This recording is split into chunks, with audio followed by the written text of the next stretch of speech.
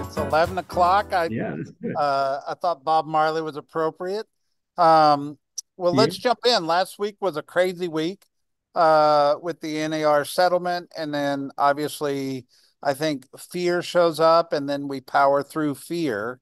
Yet that doesn't mean fear doesn't exist, and I think we have to recognize that sometimes things happen, and it creates a little fear. And how do we navigate and find our way through?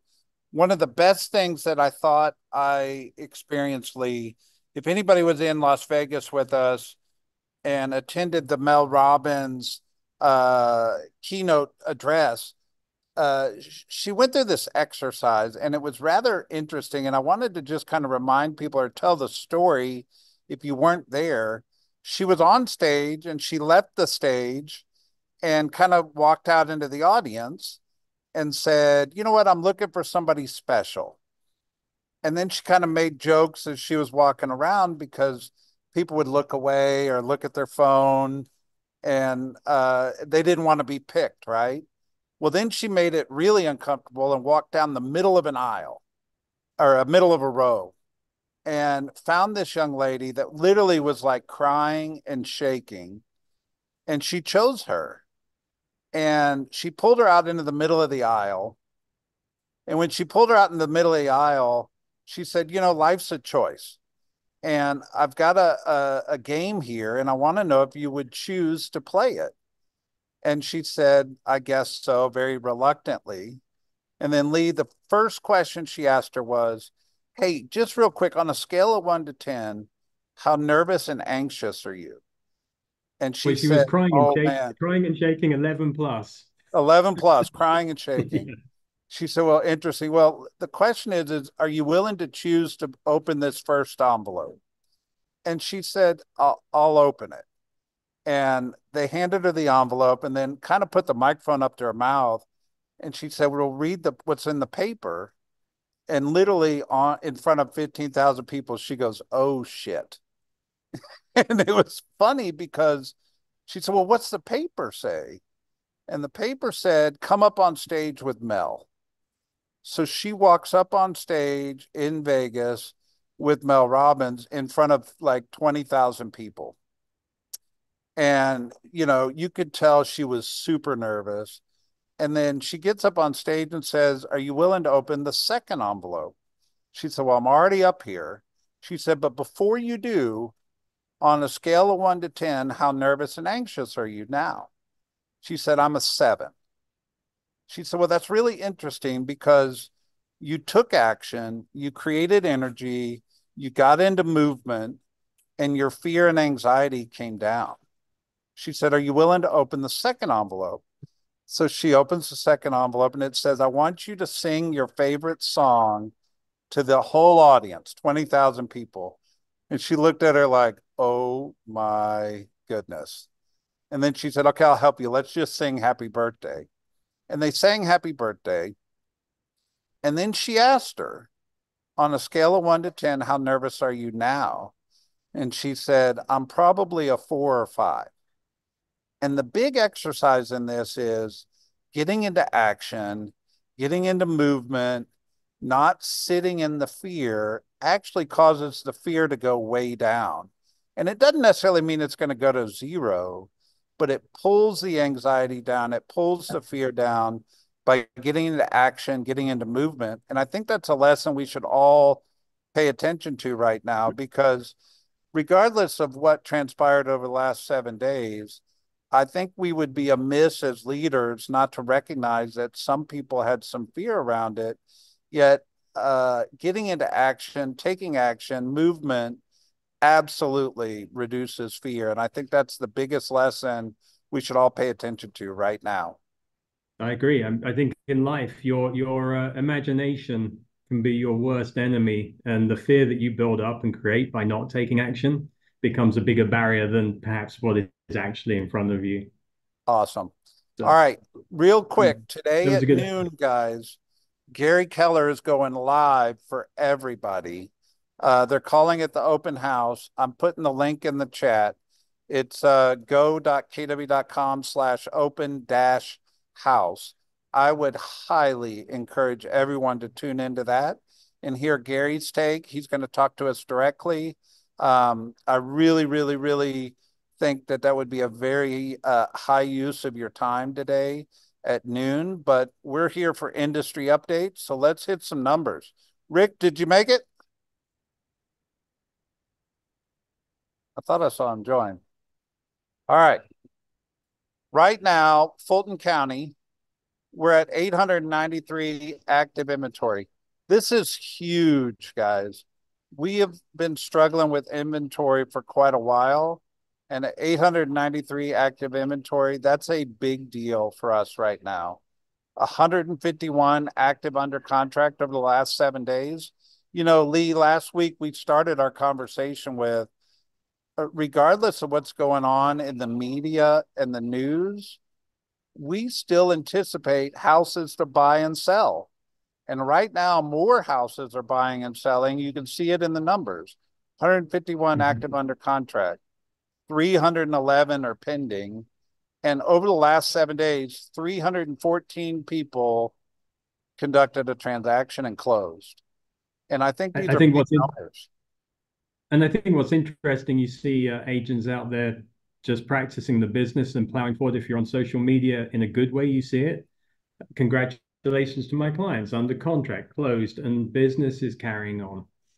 We're It in the is. spring market, no reason to stop. Hey, Rick, How are you? good. Awesome. So, what kind of thoughts have you had over the last 7 days as I'm getting to cab up here? Well, I mean, collective thoughts. I loved your story, by the way. My microphone wasn't connected properly, so I couldn't respond to you. Are you there? I've been here. I'm reminded of since we're going Brit today, Winston Churchill, one of my favorites, said, I've suffered many a trial and tribulation, most of which never happened. And I'm not suggesting that where we are isn't a trial or a potential tribulation of sort or some sort of reinvention in how we conduct and communicate. But I do think overemphasizing the stressful side of, I think there's no value in that. And I think we're going to figure this out as a collective a lot sooner than I think you might think. And just take a I Absolutely. deep think there's breath and huge. take a deep breath. There's so many lives in the balance relative to figuring this opportunity out, and framing it as an opportunity is the only way I know to conduct energy so that it doesn't become debilitating. I think Perfect. it's the correct way to phrase it. Opportunity, opportunity, opportunity. It is huge what we've got ahead of us. It's good. It's really good for professionally trained realtors. Yeah. Full stop. Speaking of opportunity, look at the active inventory in DeKalb County right now, 479, which is huge. 99 active under contract, 232 are pending, and then 191 closed in the last 7 days. That's not even the end of the month number, guys. So at the end of February, there were 142, and we closed 191 in the last 7 days. So I feel very optimistic about where our market's headed around the transaction counts going up. We talk a lot about the bell curve in real estate, and we kind of forgot about the bell curve during the pandemic because it was just foot on the gas pedal. But a normal real estate market, January is historically always the slowest month. And then February builds, and March usually is when it pops. Yet some years it starts off really quickly, and some years it takes a little while to get going. Yet I believe 2024 started off slow in January, it built up in February. And what I'm seeing is March is really starting to take off, but I think we're going to really see the big numbers in April this year. Um, so I'm looking forward to seeing that. All right, Cobb Our County. tracking at the market center points to that at Yep. Midtown. April's going to be really, really flying. Yeah. 413 active inventory in Cobb County, 108 went under contract in the last 7 days. We hadn't broke triple digits in Cobb County in a long time. 208 on the pending front and 211 closed in the last 7 days. Big, big, big numbers. All right. So I want to talk about mortgage rates for a minute. So if I just pull up today's mortgage rates, The 30-year fixed is 6.9. It's been hovering, give or take, right at just under 7%. Some weeks it pops up a little bit over 7, but it's pretty much been pretty close to that rate. And I still believe there's a consumer mentality of wait and see, which is keeping them a little bit on the sidelines. But I want to address that for a minute. So we pulled this article that says Fannie Mae, and I will insert the experts, no longer expects mortgage rates to drop below 6%. So I could read this as a negative. Yet I've got a couple crazy comments. One is the wait and see should no longer be a consumer mentality. The buy now, marry the house, date the rate should be a truth in consumer mentality. It should be a truth in how people are operating. You know, nobody has the crystal ball. And ironically, if you would consider Fannie Mae to be an expert, they were the ones 6 months ago predicting rates down in the fives. And now they're coming back as an expert saying, not so much. We are expecting rates to be below between 6 and 7% for quite a while, probably into 2025. And you might read that and go, oh, that stinks. Or you might read that and go, maybe my buyers will actually listen to me now and realize this is here to stay. Marry the house, date the rate should be a truth in everybody's vocabulary. What do y'all think? I've got several thoughts. The first is that I think people are used to a six in the interest rate now. I think they will still play around between 6 and 7. If we see it drop to 6.5, 6.25, we'll see a flurry. People will jump on it. I don't think people are that scared of it anymore. And I think people who have been waiting to act are now going to act either out of necessity or acceptance that it is what it is. So I don't see a problem with this. 5 would be great, but we're still going But to do business. it's a mental game to some degree and an emotional game relative to what you think should or shouldn't exist. I was thinking about this from the seat of the lender, and here's the question I asked myself: at what interest rate would I loan money for an asset that's not guaranteed? Like there's still defaults in the real estate business, and there are losses. At what point would you loan your money? And I don't know that 6 or 7 isn't the threshold. Like below that, probably not, because I feel like I can beat that rate in the marketplace. And so the psychology of what your money's worth and what other people's money's worth, I don't think it's off from a reality-based norm, and that we're coming out of a Disneyland experience at 2.8 and 3.5. And I mean, those aren't, banks can't make money. It's just my opinion. And and And I wouldn't loan at and 3% either. So I don't know that this isn't a reality-based norm that's probably here to stay. Well, and historically, it's still historically it's a history low says, average. yeah, Sorry, history says this is normal. In it's a low 1994, I average. got 8% and thought I stole money from the bank because I got a quarter point float down a day before closing from 8.25. Yeah. So the But whole wait and see should be a thought, a bygone thought at this point, I believe. And people, I've talked many times about gas prices. Like when gas prices change, everybody panics. And then at some point in time, it becomes a normal price and people stop paying attention. I feel like interest rates are at that point. It's becoming a normal rate, and people are going to stop being so acutely aware of what the interest rate is and more emotionally connected to what's next in their life. It's a non-story. yeah, the conversation should always be affordability and lifestyle and experience and upside potential for their wealth building strategies. Perfect. All right. So I want to pivot. Gary Keller did a class called Value Squared that everybody should attend. And it's all about resetting value. But at the top of I think he called it the value sandwich, was trust and having trust with the consumer. And how do you earn trust? How do you gain trust? How do you keep trust? And I found this article really interesting, specifically around trust and our trust with the consumer and the consumer's trust with us. And he broke it down into 7 points. And the first point is really about online reviews. And I thought about this yesterday. I was looking at buying something on Amazon for about $100. And it wasn't a giant purchase, but I found myself looking at the reviews, and one product only had 4 reviews, but they were all 4.8. And in my mind, I thought, man, only 4 people have reviewed this product. Maybe I can't trust those reviews. Maybe it's the friends of the owner.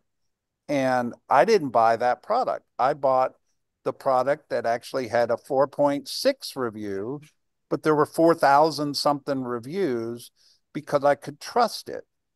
And I've read studies where the younger generation looks at online reviews and they trust online reviews more than they trust a personal referral.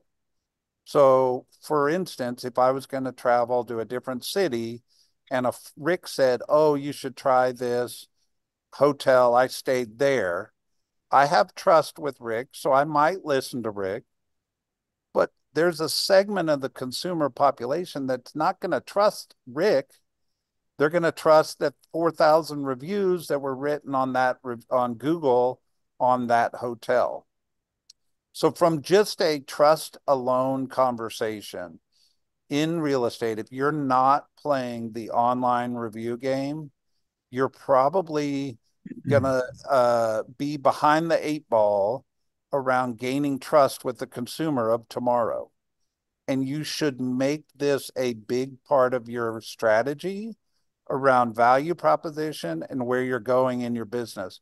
We've talked about it many times, but I think it's more important today than it was 10 days ago. What do y'all think? I think even as a backstop, firstly, I trust Rick. If he reviews someone, I I don't trust need to Rick look too. anything That else didn't up. come out right, but But yeah. but but but, but what I tell my clients, I ask for reviews. So I say a 5-star Zillow review really helps when I'm meeting someone for the first time. And I'm fully aware that when I get referred to someone or I refer someone to a party, they're going to go online, they're going to Google you, LinkedIn, Facebook, and they're going to look for reviews just to verify what they're being told. That's natural. So even if it's not the primary resource, it's a good backstop. So you should do it. There's no question. You should try and get testimonials. However you're going to gather them and use them, you should have them. And they should be publicly searchable. Yeah, That's my social proof. my thought. Social proof is fairly undeniable if the source is valid. There you go. I think that's It's an important to point out. Consistency builds trust over time. Do what you say you will do. So I think realtors tend to fall short sometimes here because you're motivated to show up to a listing presentation with 100 points of what you're going to do. Yet, do you actually deliver on those 100 points? Because you break trust if you tell somebody you're going to do something and don't do it. For instance, Lee, if I listed your house and I said, I'm going to call you every Tuesday with feedback from the showings over the weekend, and I don't call you on Tuesday, I actually am breaking trust with you. So I should not tell you I'm going to call you every Tuesday if I'm not willing to do that. And that's really where trust gets built and where trust gets broken quickly. And make sure whatever you're promising, you deliver on or don't promise it. And I think trust is paramount right now. And that's really what this is. Video marketing builds trust more than print marketing. If they see your face, they see you talking, it has a higher level of trust than it does a print or a digital marketing piece. Video is and facial expressions and voice tonality and all that stuff. Unless you're Kate Middleton, we're not going there. The video marketing has everything to do with building trust. What do you think about that? I think people need to know you to trust you. They need to know who you are. They need to have the idea that they know you. it's the idea of the movie star, isn't it? We all think we know Tom Cruise because we see him so much. We think we know who he is, what he believes in. So when they promote something, we're inclined to trust that. I Yeah. think that's exactly what you're Well, saying. agreed. So And then the what human would you do if you don't like yourself on video? You don't feel comfortable doing video. Uh, get over myself. I hate the sound of my voice, but you do it. You get but you sound comfortable so doing it. Be smart, outside Lee. your comfort zone. I wish I were, but Here's no. the I thing. think you, Print media is one dimension. Like, so when you receive information, the energy from a one dimension source only has so much captivating power. When if you can incorporate, visual and auditory, and I mean, but you become a real person and not just, keyboard courage or somebody who's, maybe AI has created this story that you just repurposed, which is going to be obviously the concern of the future is that no one's really expressing their own voice. It's hard to mimic AI when it's actually you and it feels I think sincere and authentic. I think relationships are going to be so important. It's the only way we can stay ahead of AI is a real relationship. If people know you online and then meet you in person, you're going to win because they've already got to know you online. They see you in real life, in the real world, and you are the same person. That's going to be amazing compared to people who rely heavily on technology or hide behind things Yeah. when they do eventually have to get face to face. Well, you're right. And Brett, to your point, you said, if you're afraid of videos, listen, the real you's coming. Like if you're ever going to do any, valid business or repetitive, you know, you're going to show up. I think having symbiotic energy behind your message and your method combined with the real experience is what creates trust and validity and consistency over time. Yeah. I was talking to a new agent in Buckhead on Friday. She's like, I'm here to film video content, but I don't know what to say and I'm scared. And I said, well, start with what do you think the three questions you get asked the most are? And just answer those questions and find a simple question, answer those questions, put it out on social media and see what the response is. Or better yet, film yourself saying, I know I need to do more video. I'm a little nervous about doing video content. So here I go. Give me feedback and watch everybody show how grateful they are that you did it. And I think it's just starting somewhere. I The think other thing is this. Go ahead. I was just going to say, being authentic, it's okay to be vulnerable. And I've seen agents in Midtown do this, and they've moved quickly from being nervous behind the camera and uncertain to their live, Facebook Live flowing naturally and engaged. And it happens quickly, but they just got started and they got over themselves. There you go. Compelling stories. You've got to tell your story, guys. This builds trust. So it's not just a picture of you at a closing, it's the story behind what happened to get to the closing, who the consumer is, what obstacles they overcame, uh, what the finish line amazing story is that somebody else needs to see. This is a higher level of a Google review. This is what the story behind the Google review. Increase your competence. The more knowledgeable you are, showing up to this industry update, getting the numbers, hearing what we're talking about, repurposing that in your conversations with your clients is everything to do with competency. And then making sure you're likable. Likability has everything to do with trust. We tend to trust people more that we like than the people we don't like. If we don't like them, we come with one eye open, one eye closed around our trust meter.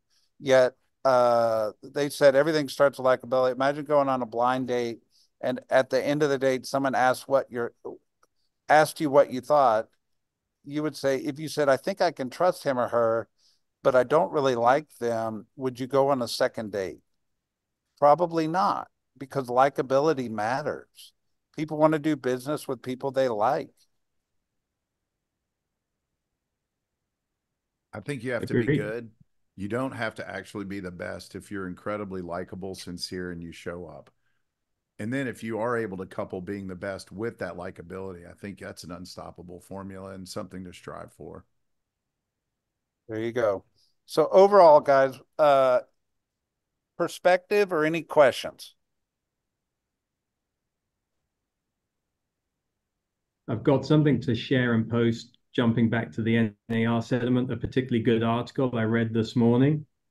It's the myths of the settlement, and it's the true or false game. It's a short article. It's very well written. It'll give you something to ready to use and go out into the world with. So I'm sharing that there on the chat. Perfect. So I just want to remind everybody in 35 minutes, I've just put it in the chat again.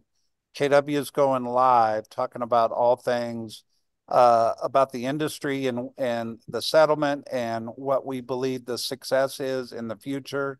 You know, Rick, you made mention last week on the call, and I've really kind of doubled down on this thought process. If we were going to go play the game of Monopoly and we had never played it before, the first thing you're going to do is you got to read the rule book, and you got to read the rule book for clarity. And once you've read the rules and you know how the game is played, then the second thing you do is create a strategy of how to win. And right now, we believe we've read the rules around this settlement. We believe we have most clarity around it. I do think we're still gaining some clarity. And rather shortly, we're gaining strategy of how to go win. And I believe that's what we will do. Can't Well, wait and I to hear love what Gary compelling has to say stories. today. Do what? Excited to hear what Gary Rick, has to say. That's what excited. It's going to be fun, man. He's needless to say, he's the most brilliant leader I know. So I'm anxious to hear it. All What right. is the topic that Gary's speaking on today?